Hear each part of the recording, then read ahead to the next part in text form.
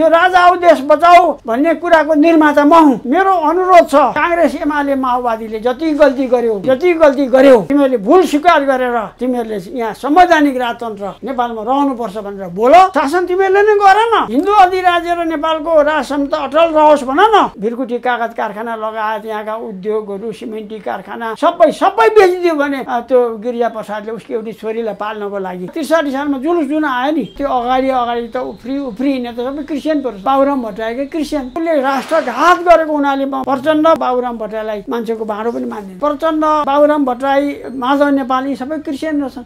त्यसले क्रिस्चियन हुँदैमा यहाँ हिन्दू भने धर्मै होइन, के हो धर्म, हिन्दू भने के हो भन्छ। यति साह्रो दुष्ट त कहिले पनि थाहा पाउँदैन।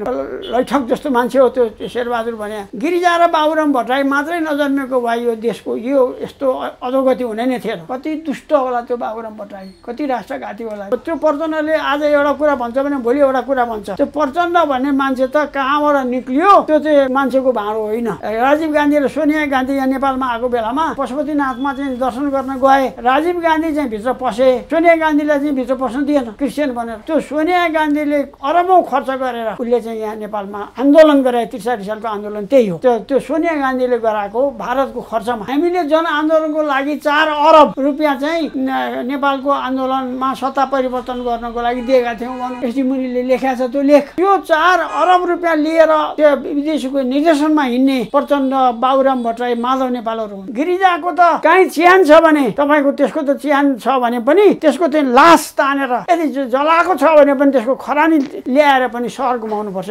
गिरिजा भने देशको हत्यारा हो, देशद्रोहीहरूको सत्ता छ। यो देशद्रोही अपराधी भने विदेशीहरूको परिचालनमा अमेरिकाको CIA, सोनिया गान्धीको र युरोपका इसाई राष्ट्रहरूको निर्देशनमा यिनीहरू हिँडेका मान्छे। रले पनि बाबुराम भट्टराईलाई प्रयोग गरेर पृथ्वीनारायण शाहको शालिग भत्काइदेऊ, बिगार्ने बाहेक, भत्काउने बाहेक, अनि मानिसहरूको हत्या गर्नु बाहेक यिनीहरूले केही पनि गरेका छैन। नमस्कार दर्शकबिन, स्वागत गर्न चाहन्छु एभरेस्ट नेपालमा। समसामयिक राजनीतिका विविध विषयवस्तु बारेमा कुराकानीका लागि आज यहाँहरू सामुन्ने हुनुहुन्छ पूर्व सांसद दीर्घराज प्रसाई। नमस्कार, हार्दिक स्वागत गर्न चाहन्छु। आराम हुनुहुन्छ? होइन, ठिकै छ, चलेको छ, यस्तै त हो।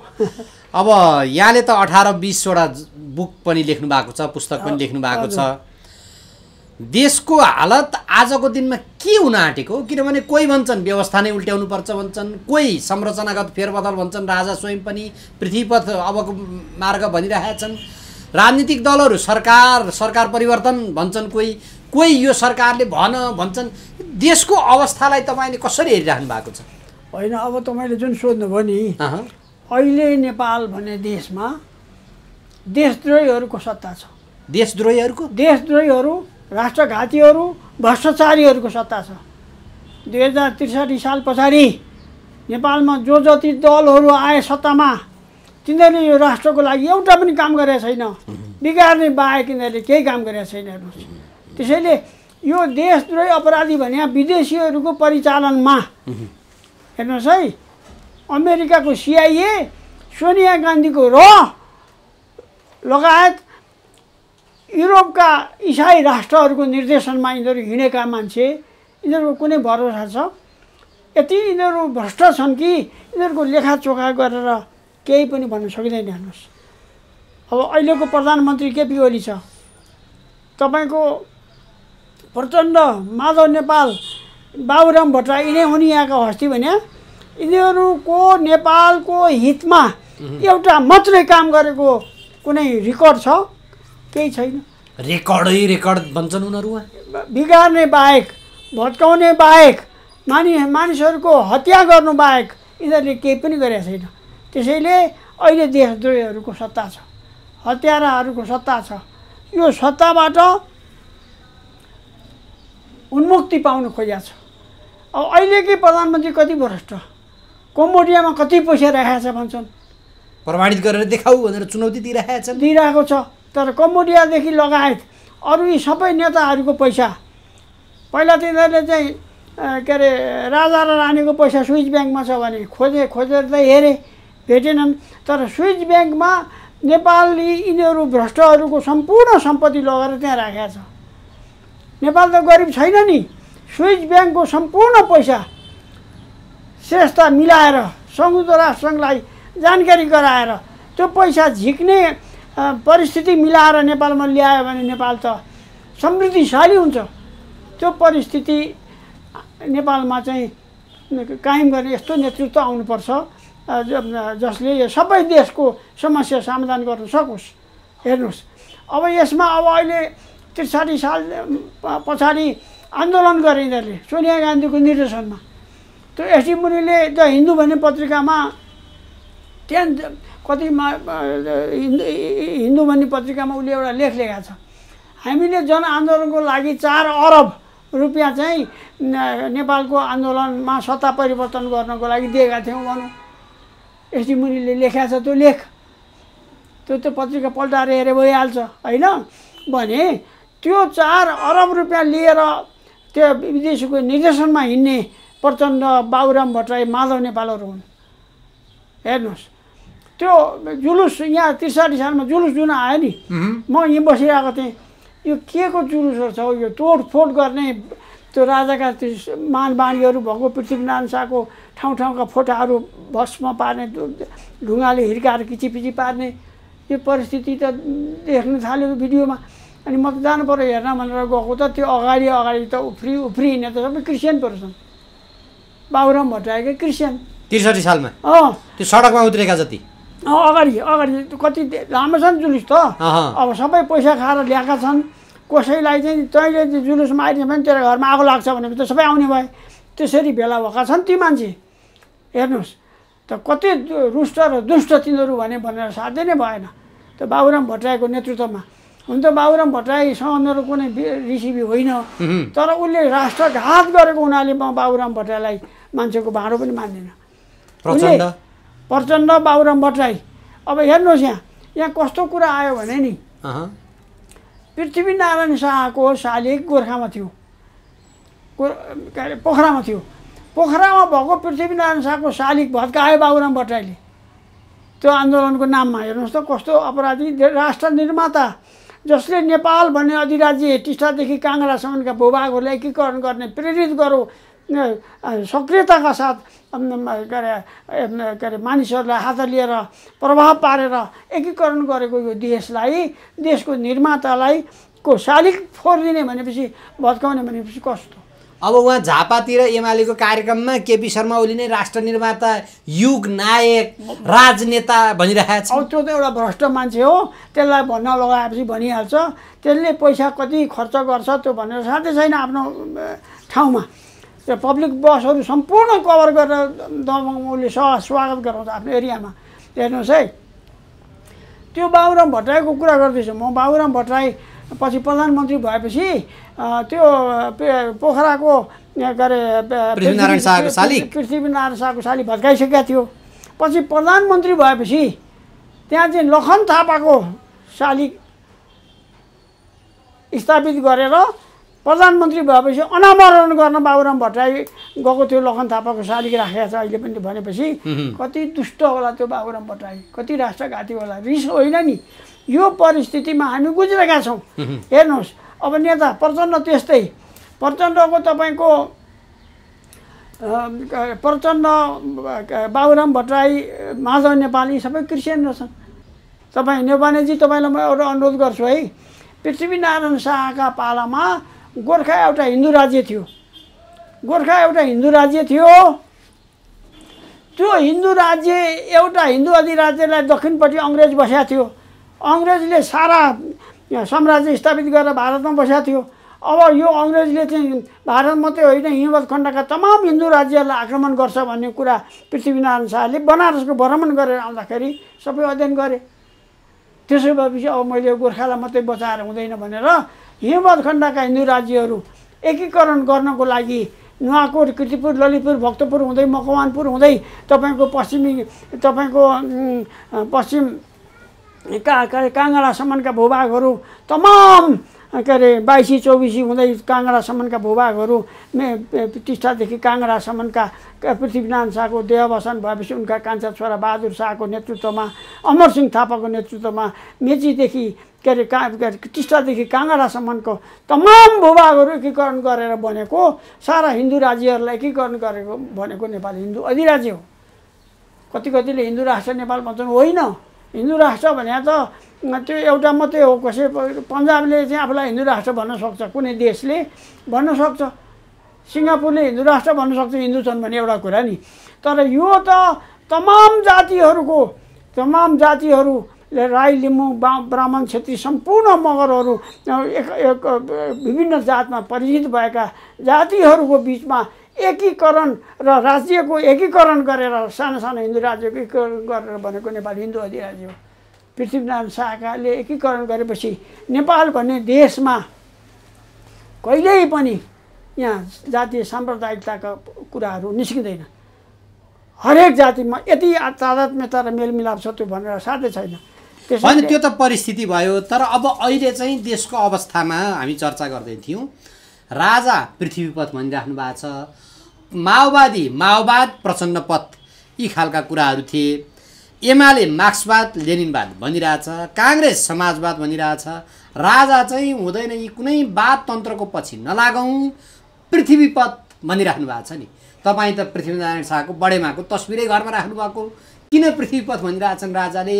र तपाईँले यो तस्बिर राखेर पनि र उनका त्यो दिव्य प्रदेश पनि लेखेर टाँस्नु भएको रहेछ, के हो? मूल कुरो के हो भने यो पृथ्वीनारायण शाह नभएको भए नेपाल भनेको अस्तित्व हुने थिएन। टिस्टादेखि काङ्गडासम्मका तमाम भूभागहरूलाई एकीकरण गरेर बनेको नेपाल हिन्दू अधिराज्य, त्यसको गरिमामय नेतृत्व नेपालका राजाले गरेका छन्। राजसमता नेपालको एउटा राष्ट्रियता र सर्वअंशताको ठुलो मेरुदण्ड हो। हेर्नुहोस् है, त्यति ठुलो मेरुदण्ड हो। अब अहिलेको परिस्थितिमा 63 साल पछाडि यहाँ राजा नभएको अवस्था छ। हेर्नुहोस् है, यहाँ गणतन्त्र, धर्मनिरपेक्ष, संहिता भनेर चाहिँ हिँडेका छन् विदेशीको इसारामा। यो कारणले आज देश डुब्न आँटेको स्थिति छ। यो देशलाई राष्ट्रियताको के अरे खतरनाक अवस्थाबाट बचाउनको लागि सबैभन्दा पहिला नेपालमा राजसमता स्थापित हुनुपर्दछ। र तपाईँलाई भन्छु, यो माधव नेपाल, प्रचण्ड, बाबुराम भट्टराई लगायतका लगभग 10 जना 15 जना देशद्रोही अपराधीहरूलाई समातेर चिडियाखानामा राख्ने होइन, कुनै ठाउँमा यी देशका हत्याराहरू हुन्, अपराधीहरू भनेर तिनीहरूलाई कुनै ठाउँमा राख्ने, चिडियाखानाकै बगलमा कतैतिर राख्ने र हरेक नेपालीले अनि नेपाली कोही तिनीहरूलाई भेट्न जान्छ भने हरेकले थुक्नु र विदेशी कोही जान्छ भने 1 रुपियाँ त्यहाँ पैसा राखेर मात्रै तिनीहरूलाई खुवाउनको लागि 1 रुपियाँ राखेर मात्रै तिनीहरूलाई हेर्न पाउने परिस्थितिको सिर्जना गरेपछि देशद्रोहीहरू विश्वव्यापी रूपमा चिनिन्छन्। अनि फेरि कहिल्यै पनि नेपालमा यस्ता अपराधीहरूको जन्म हुने छैन। नेउपानेजी हेर्नुहोस् है, यो कुरा हो। त्यसैले हुन त अब हत्यारा अपराधीको नाम लिँदा मात्र पनि पक्राउ पर्छ दोषीको छ कि भने यी अपराधी, यी देशद्रोही हत्याराहरूको मैले कुरा गर्दा दिलराज पर्साई नै पो हत्यारा हो कि भने जस्तो प्रभाव पर्न सक्छ। त्यो होइन।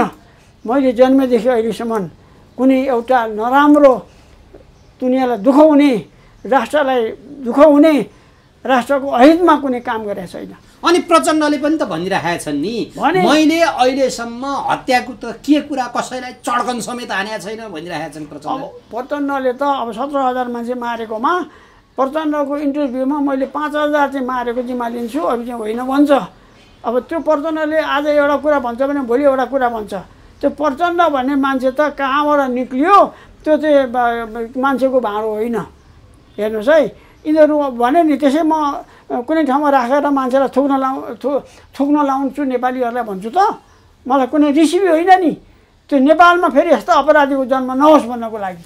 हेर्नुहोस् है, त्यसैले अब यहाँ के छ भने के अरे अब यहाँ कस्तो छ भने नि, अब यिनीहरू त अहिले पनि बाँचेका छन् ठाउँ ठाउँमा। अस्ति एउटा राष्ट्रवादीको भेला थियो तिनकुनेमा नि, यति ठुलो भेला थियो, त्यहाँ नवराज सुवेदी घायल भए, टियर ग्यास लागेर अहिलेसम्म घायल छन्। हेर्नुहोस् है, त्यहाँ तमाम देशभक्तहरूलाई राधेश्याम थापाहरू, कयौँ देशभक्तहरू घायल भए, कोही निका भएका छन्, कोही अहिलेसम्म आराम के अरे उपचार गरिरहेका छन्। हेर्नुहोस् है, हत्या पनि गरे यिनीहरूले। त्यहाँ जुलुस, राष्ट्रवादीहरूको जुलुस हुन नपाउने, राजावादीहरूको राजा आऊ देश बचाऊ भन्न नपाउने, भन्नुहोस् त यो राजा आऊ देश बचाऊ भन्ने कुराको निर्माता म हुँ। कसरी भने यहाँ महाकाली सन्धि भयो, महाकाली सन्धि भएपछि त्यो महाकाली सन्धि चाहिँ विधेयक चाहिँ राजाकामा लानु पर्दैन भन्ने निर्णय गरे। कुनै पनि विधेयक राजाले लालमोहन नलाई स्वीकृति हुँदैन, पर्दैन राजाकामा लानु भनेर लागेनन्। वास्तवमा त्यो स्वीकृति भयो त्यो चाहिँ मान्यता अहिलेसम्म वास्तवमा छैन। त्यो नभएपछि अब यहाँ त खतरा आयो देशमा। राजालाई लालमोहर लाउने नै पद्धतिको यिनीहरूले नाश गर्ने भयो भनेपछि राजा आऊ देश बचाऊ, राजा आऊ देश बचाऊ भनेर कैयौँ मान्छेहरू भेला गराएर काठमाडौँ उपत्यका, तराई, पहाडका ठाउँ ठाउँमा गएर हाम्रा तमाम देशभक्तहरूको जुलुस ठाउँ ठाउँमा गरेर प्रस्तुत गरेको हो तपाईँकै नेतृत्वमा। त्यो यो स्लोगन पनि तपाईँ नै निकाल्नु भएको हो, राजा आऊ देश बचाऊ। त्यो मैले नै निकालेको। हेर्नुहोस् है, यहाँ कृष्णबहादुर मल्लले चाहिँ यो राजा आऊ देश बचाऊ भनेपछि त मान्छे आउँदैन भनेर भने होइन। पहिला यो कुरा यहाँ राति सुत्नुभयो मेरो घरमा, अनि मैले भने त्यसो नभन्नुहोस्, यो यो यही नै पछि सबभन्दा ठुलो प्रभावकारी हुन्छ भनेर मैले सम्झाएँ। त्यसैले अब यो देशमा वास्तवमा त्यो राजा आऊ देश बचाऊ भने राजा भने नेपालको एउटा यस्तो किसिमको शक्ति हो। त्यो राजसमता नभई बिना राजसमता र नेपाल विश्वको एकमात्र हिन्दू अधिराज्य, हिन्दू अधिराज्य र राजसमता नेपालमा रहेन भने नेपाल भन्नेको अस्तित्वै रहँदैन, विभाजित हुनसक्छ। अहिले त दुइटै छैन नि, हिन्दू राष्ट्र पनि छैन, अब अहिले देश सङ्कटमा छ, विभाजित हुने अवस्थामा छ। यसै मुनिले के लेखलेखो अर्को पछि दोस्रोचोटि भने त्यही हिन्दूमै छापो। अब यो नेपाल कमजोर हुँदैछ। अब त्यसोमा तराई दक्षिणपट्टिको भाग चाहिँ भारतले लिउँ र उत्तरपट्टिको भाग चाहिँ चाइनालाई दिउँ र चाइनासँग मिलेर बानीचुडी खाउँ भनेर उसले आर्टिकल लेखो। त्यस्तै आर्टिकल लेखो। हेर्नुहोस्, त्यो तपाईँहरूले पनि पढ्नुभयो होला। हेर्नुहोस् है, यसले पनि आर्टिकल हिन्दू भनेपछि त आउँछ नि यिनीहरू गुगलमा सर्च गरेपछि। हेर्नुहोस् है, भनेपछि यो देशद्रोहीहरूले देश विभाजन गर्ने परिस्थिति यिनीहरूले सिर्जना गरे। अब त्यो अवस्था क्रान्ति एकदम जुलुस बढेर आएपछि राजासँग सम्झौताको माग भयो। आतङ्क एकदम रक्तपातको स्थिति सिर्जना हुने स्थिति भयो। अनि मैले पनि अलि सशक्त भएर यिनीहरूलाई कसरी चाहिँ मिनिमाइज गर्ने भनेर मैले पनि माथि भन्न लाएँ दरबारमा। भन्न लाएपछि अब राजाले पनि के विचार गरे भने यो हिंसा गरेर यिनीहरूलाई सेनाले गोली हानेर यिनीहरूलाई सबैलाई हुटुटु पार्नुपर्छ पनि भनेछन्।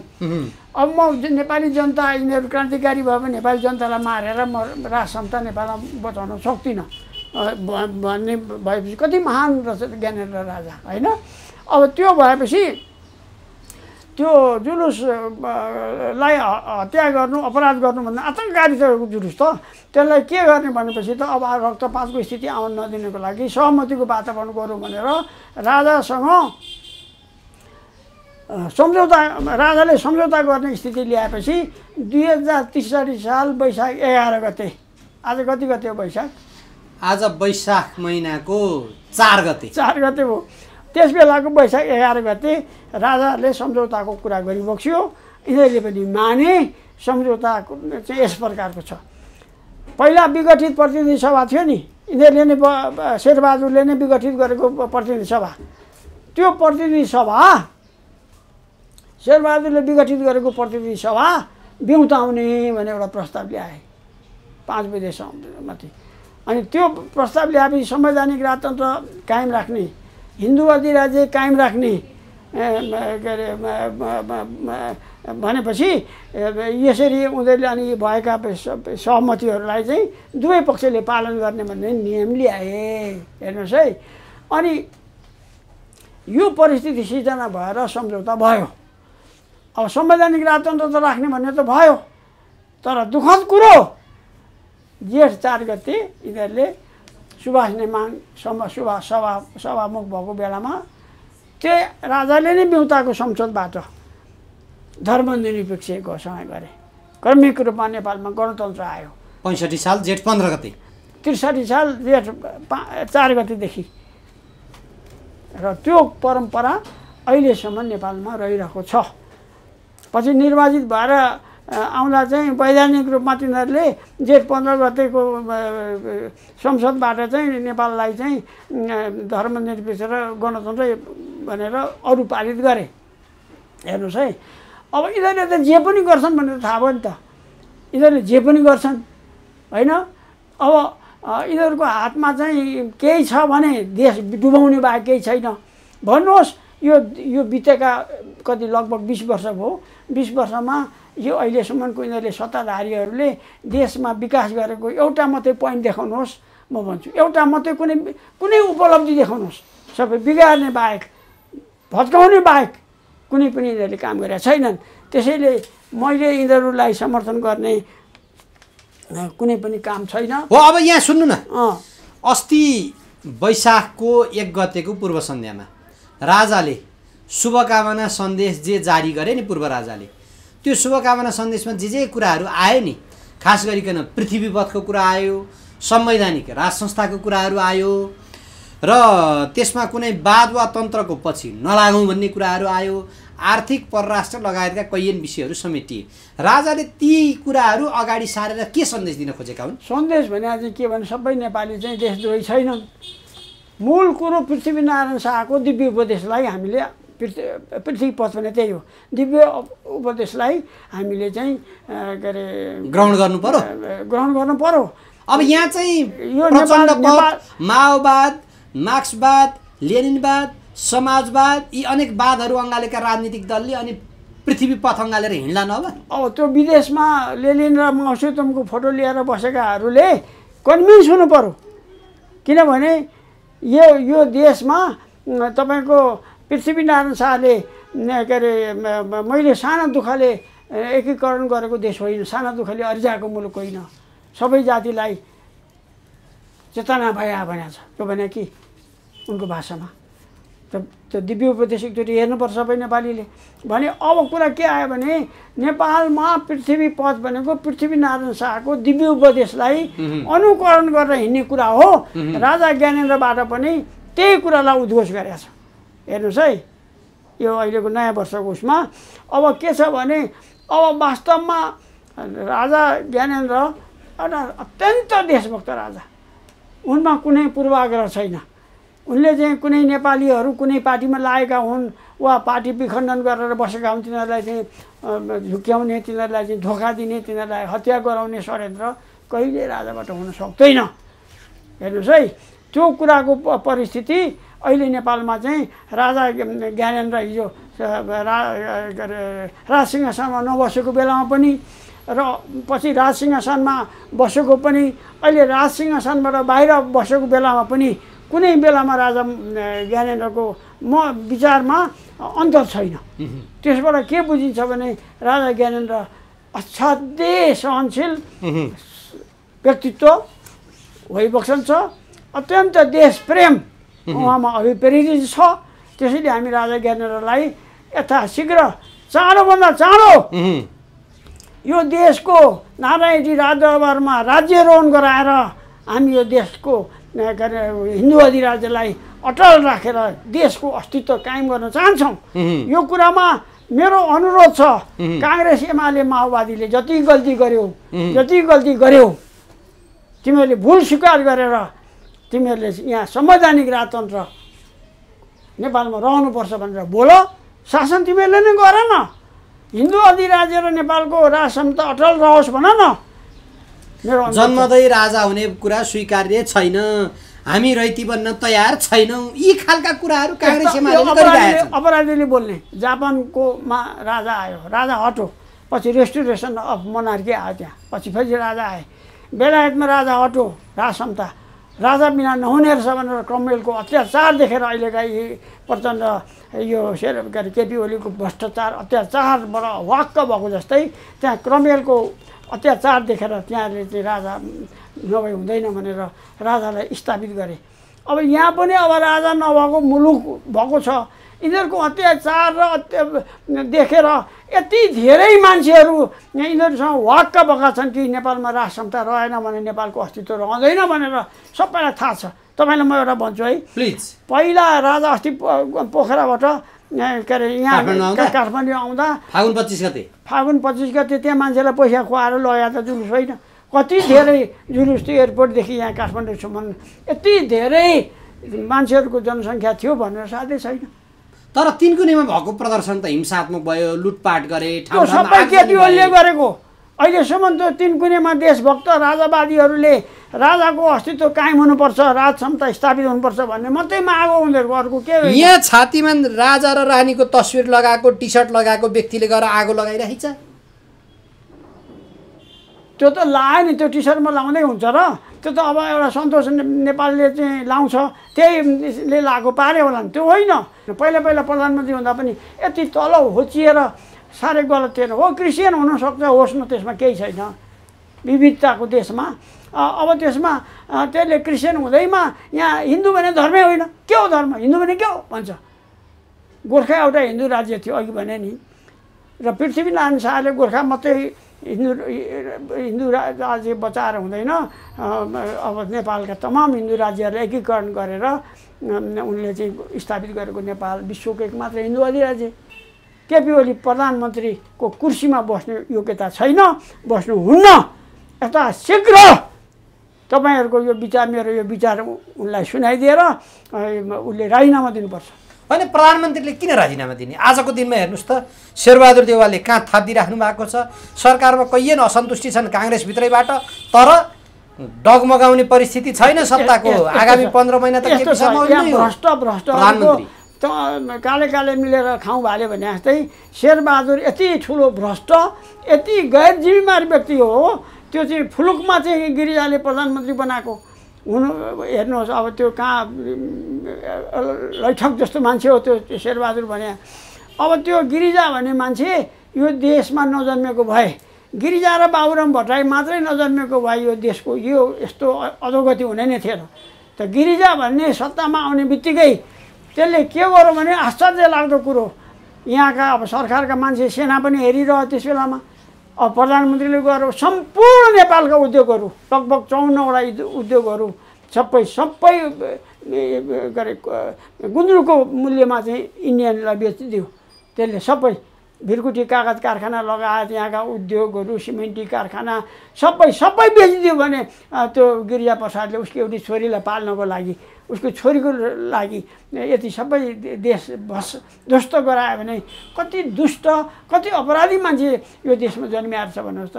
गिरिजा र बाबुराम भट्टराई मात्रै नजन्मेको भए यो देशमा चाहिँ यस्तो अधोगति हुने नै थिएन।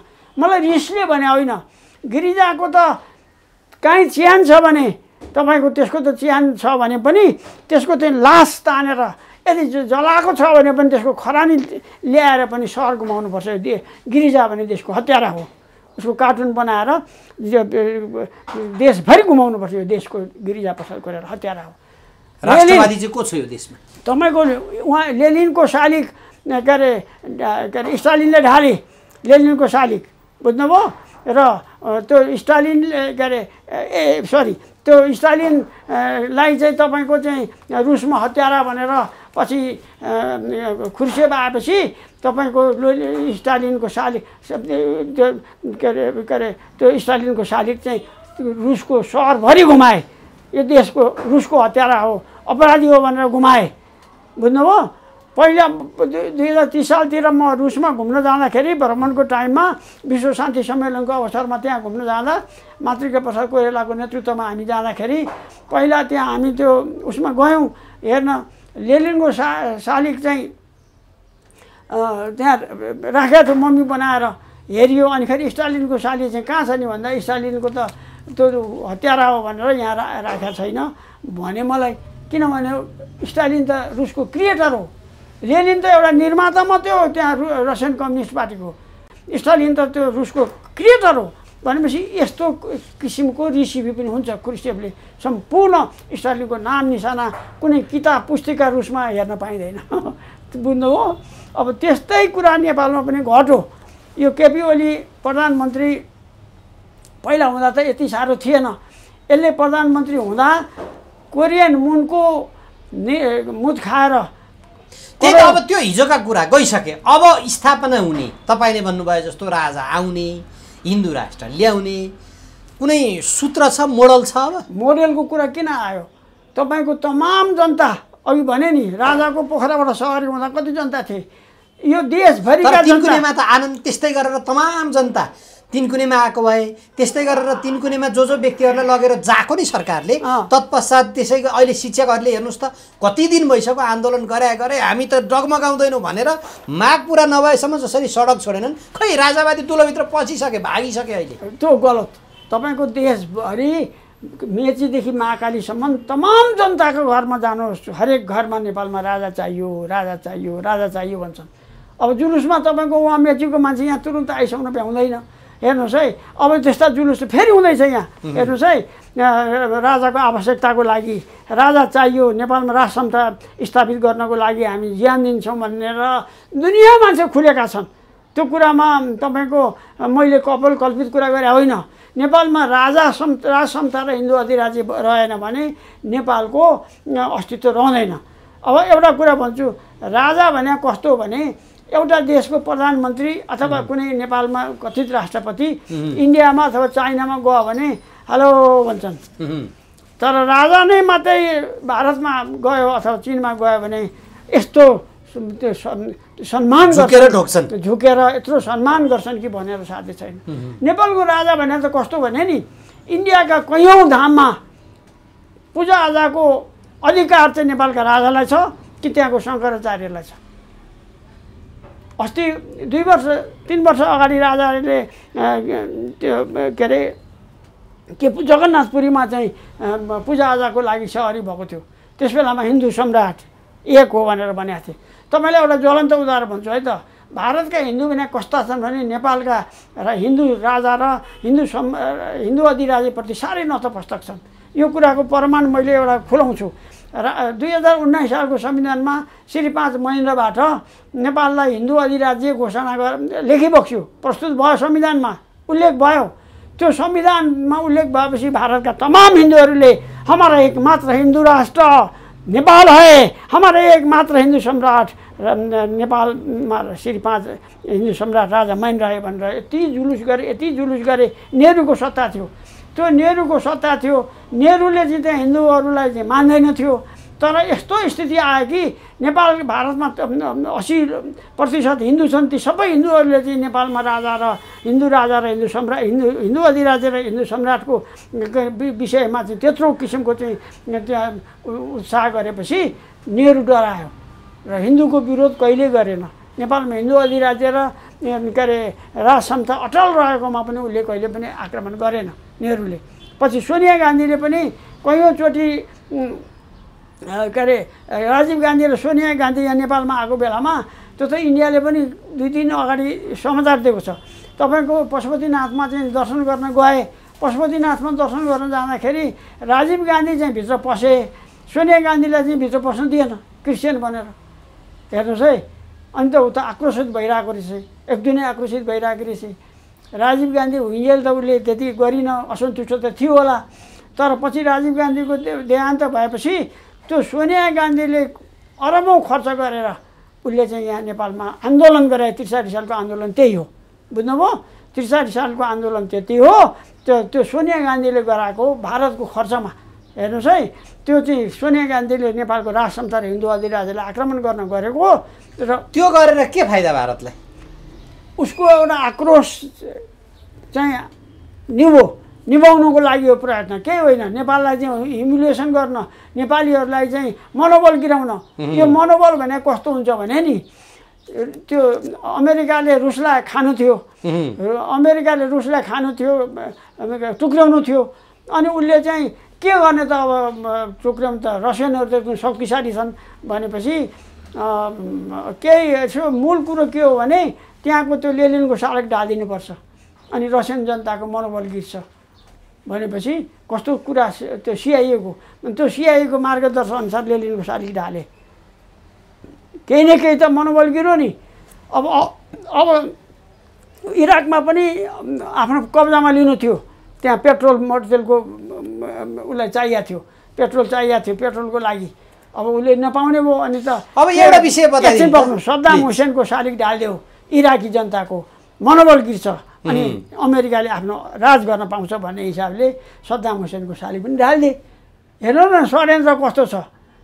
यो षड्यन्त्र भने विदेशी स्पाईको कस्तो हुँदो छ भने सिआइए, माओसेतुङको नर्स चाहिँ सिआइए कि एजेन्ट रहेछ।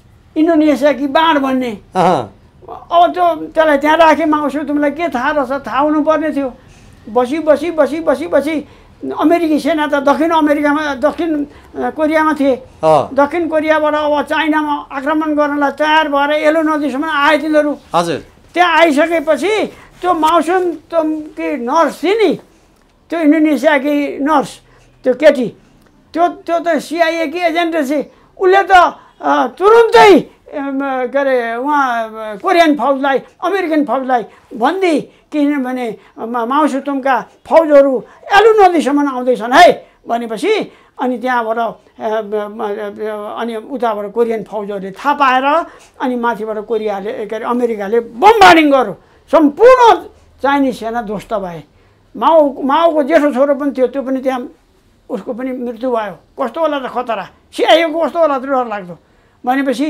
यो त तपाईँको इतिहासमै पढ्न पनि नपाइने जस्तो छ त्यति अत्याधिक अत्याचारको पराकाष्ठा नआएको छ विदेशी गुप्तचरहरूको त्यही त नेपाल भारतको रहले पनि बाबुराम भट्टराईलाई प्रयोग गरेर पृथ्वीनारायण शाहको शालिग भत्काइदेऊ भनेर भत्काउन लाएर भत्काएको त्यही सिको नेपाली जनताको मनोबल गिर्छ भनेर त्यही परिस्थिति सिर्जना भएको छ नेउपानेजी त्यसैले नेपाल अहिले चाहिँ नेपालमा राज समता र हिन्दू अधिराज्यलाई अटल राख्नुपर्छ यो अटल भएर स्थापित हुने बित्तिकै कुनै हालतमा देशभरिका जनतालाई राज समता चाहिन्छ राज समता नारायण अब राजनीति भने त तपाईँ त अब राजनीतिको खेलाडी नै बुझ्नु पनि हुन्छ शक्तिले निर्धारण गर्नुपर्छ होला अब आज राजाले म संवैधानिक दायराभित्र बस्छु पृथ्वीपथमा हिँडौँ भनेबाट राजनीतिक दलले मान्ने परिस्थिति छैन कि राजा स्वयंले पार्टी खोलेर चुनावमा आउनु पर्यो भनिरहेका छन् यिनीहरूले अब यिनीहरूले राजाले पार्टी खोल्ने होइन राजा भने चाहिँ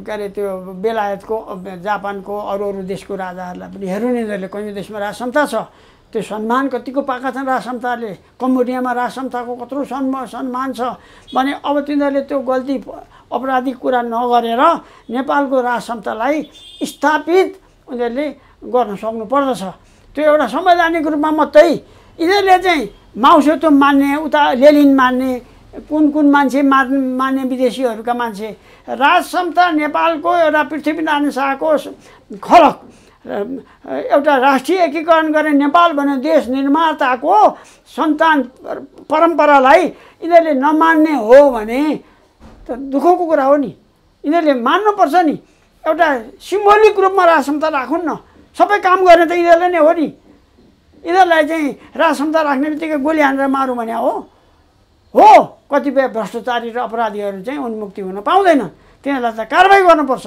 यो कुरा हो त्यसैले मेरो अनुरोध के हो भने सबभन्दा पहिला काङ्ग्रेस एमाले माओवादी यिनीहरू चाहिँ सहमतिको वातावरण कायम गरेर होइन अनि राजनीति भने त अघि पनि भनिहालेँ शक्तिले निर्धारण गर्छ उनीहरू त एक ठाउँमा छन् राजा ल्याउँदैनौ भनिरहेका छन् अब राजासँग विकल्प के जनतालाई अब एउटा भिडियो पनि आएको छ निर्मल निवास बाहिर जसरी भेटिरहेछन् त्यसै गरेर जनतासँग जानेर काङ्ग्रेस एमाले माओवादीले खै देश गराउन सकेनन् मलाई साथ देऊ भन्ने कि अथवा दल खोलेर ल है म यो पार्टीको अध्यक्ष भएँ मै प्रधानमन्त्री मै राष्ट्रपति बन्छु मलाई साथ देऊ भन्ने कि कसरी मिलाउने त किनभने सरकारले त स्वीकारेको छैन तिनकुनेको घटनाबाट देखिहाल्यो मुद्दा चलाएको छ राज्यद्रोहको अपराध लगाएको छ अब राजनीतिक दलहरू त एक ठाउँमा उभिएका छन् राजालाई कारबाही गर्ने उहाँ संसदीय समितिमा बोलाउने बयालिने भन्न थालिसक्यो यो सबै अपराधिक कुराहरू हुन् हेर्नुहोस् नेपाल पशुपतिनाथको देश स्वयम्भूनाथ बारा क्षेत्र मुक्तिनाथ बुद्धको जन्मभूमि पवित्र स्थल गुहेश्वरी भगवतीको स्थान यस्ता देशमा यो एसियाका कयौँ देशहरूमा यतिको देव धर्मस्थल भएको देश कहीँ छैन यो एउटा देवभूमि हो यो देवभूमिको संरक्षण गर्ने नेपालको राज समता हो त्यो नेपालको राज समता रहेन भने नेपाल भनेको देशको अस्तित्व रहँदैन यो भने चाहिँ के हो भने एउटा डरलाग्दो ठुलो शक्ति हो त्यो शक्ति एटम बम जस्तो शक्ति हो यो राज समता भने कस्तो एटम बम अरू ठाउँमा एटम बम ल्याएर के अरे तपाईँको चाहिँ मान्छेलाई आक्रमण गर्छन् एन्स्टाइनले चाहिँ उहाँ अमेरिकामा चाहिँ राष्ट्रपतिले बोलाएर चाहिँ तिमीले हामीलाई यो कुरा सिकाऊ भन्दा म सिकाउँछु तर के त मैले सिकाएँ भने मैले त्यसको के पुरस्कार पाउँछु भन्दा सिकाऊ, तिमीले जे भन्छौ त्यो हामी दिन सक्छौँ भनेपछि उसले सिकाएर अमेरिकाले जापानको नागासाकी र हिरोसिमामा बमबार्डिङ गरेर ध्वस्त बनायो। हेर्नुहोस् है। अनि अब मलाई तपाईँलाई के पुरस्कार माग्छौ भन्दा मलाई एउटा यहुदी राष्ट्र चाहिन्छ भन्दाखेरि कहाँ हो त त्यो इजरायल, कहाँको तिमीलाई यहुदी इजरायल इजरायल भनेर लिए र त्यो अहिले इजरायल भने चाहिँ इजरायलीहरूको देश भएको छ एन्स्टाइनको मागअनुसार। र त्यो एन्स्टाइनको मागअनुसार इजरायल चाहिँ यहुदी राष्ट्र भएको छ। अब त्यो प्यालेस्टाइनी र इजरायलीहरूको माराकाटा पनि त्यही कारण हो त्यहाँ, किनभने प्यालेस्टाइनलाई त्यहाँबाट हटाएर इजरायलको घोषणा गरेको छ। हेर्नुहोस् है। त्यसैले अब समस्या के आयो भने के अरे आवश्यकता नै आवश्यकताको जननी हो। नेपालमा राज क्षमता भने यस्तो किसिमको यो अघि भने नि मैले एटम बम जस्तो हो, जसलाई जो चाहिँ एटम बमको रूपमा छ, जसलाई नेपाल राज क्षमता भएपछि नेपाललाई भारत चीन कुनै पनि देशले औँलो ठडाउन पाउँदैन। मरिसकेको प्रेतात्मा नलीखुट्टा फुकेर हिँडिरहेको छ त्यो त अपराधीले भन्छन् नि, त्यो भन्छन् नि। जापानको राजालाई बेलायतको राजालाई अरू विस्थापित भएर राजा आए ती राजालाई त्यसो भन्छन्। यिनीहरूले त अब यो अपराधीहरूले त जे पनि भन्छन्। त्यसैले नेपालमा राज क्षमता स्थापित हुनुपर्दछ, हिन्दू अधिराज्य स्थापित हुनुपर्दछ। त्यो परिस्थिति के अरे संविधान परिवर्तन भएर 2047 सालको संविधानमा टेकेर यो सम्पूर्ण परिस्थिति सिर्जना गर्नुपर्छ, नभएदेखि नेपालको अस्तित्व रहँदैन। र नेपालको अस्तित्व नरहेपछि यी देशद्रोहीहरू जुन छन् अपराधी काङ्ग्रेस एमाले माओवादीभित्रका मान्छे, यो शेरबहादुर, यो माधव नेपाल, यो तपाईँको खड्ग ओली, यिनीहरूको जाने ठाउँ पनि काहीँ हुँदैन। यिनीहरू पनि कमरा हुनेछन्। यिनीहरूले कमरा हुन नखोजुन्। नेपालमा एउटा संवैधानिक अस्तित्व कायम राखुन्, नेपालमा राज क्षमता अटल रहनुपर्छ। त्यही त अब दलहरूले मानेनन्, राजावादीहरूले आन्दोलन पनि चर्काउन सकेको छैनन्। अब कसरी आगामी दिनको भविष्य तय हुन्छ तपाईँलाई भन्नु है। त्यसैले तपाईँले के टिप्स ल्याउनु भएको, त्यही भएर हजुर त्यो टिप्स चाहिँ के ल्याउनु भएको? होइन अब त्यसै हो यो। ल अब अन्तिममा पनि छौँ। तपाईँ राजा चाहिन्छ भन्ने आन्दोलन अझै अगाडि बढ्ने देख्नुहुन्छ? उहाँ संयोजक थिए नि नवराज सुवेदी, उनी नजरबन्दमा परिसके। नजरबन्दमा त केपी ओलीले राखेको। हेर्नुहोस् न, जुलुस गर्न पाइँदैन, प्रजातन्त्र र लोकतन्त्र भन्ने यिनीहरू। अनि जुलुस गर्दाखेरि टियर ग्यास हान्ने, गरै नदिने अर्कालाई, यस्तो निरङ्कुश सत्ता रहिरहनुहुन्छ। अब ती संयोजक चाहिँ नजरबन्दमा, जगमान गुरुङ खै यो मुहूर्त हेर्नुपर्छ अनि मात्र आन्दोलन भनिरहेका छन्। आन्दोलनमा उत्रेका 2-4 जना जति थिए पक्रेका, अब 100-150 जति छन्, ती सबैलाई सरकारले मुद्दा चलाइसक्यो। अब को उत्रिदिन्छ त सडक? होइन, अब यो त देखिहाल्नु भने भन्नुभयो नि, मुद्दा चलाउने, टियर ग्यास हान्ने, हातकडी लाउने, त्यो केही दिनको लागि मात्रै हो नि। यो त अत्याचारको पराकाष्ठा हो नि। म के भनौँ तपाईँलाई? हेर्नुहोस् है, प्रचण्डले त भनिसकेका छन् नि, कहाँ राजा आउनु, ज्ञानेन्द्र राजा होइनन् भनेर प्रचण्डले एउटा अन्तर्वार्तामा भने। मैले सुने त्यो प्रचण्ड भनेर मान्छेको भाँडै होइन भने नि मैले। हेर्नुहोस् है। त्यसैले अब के भने हत्याराहरूको नाम लिएर साध्य हुँदैन।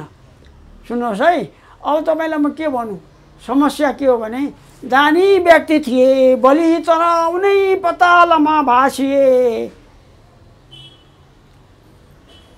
सीताको हुनको अधोगति पति श्रीराम जस्ता थिए।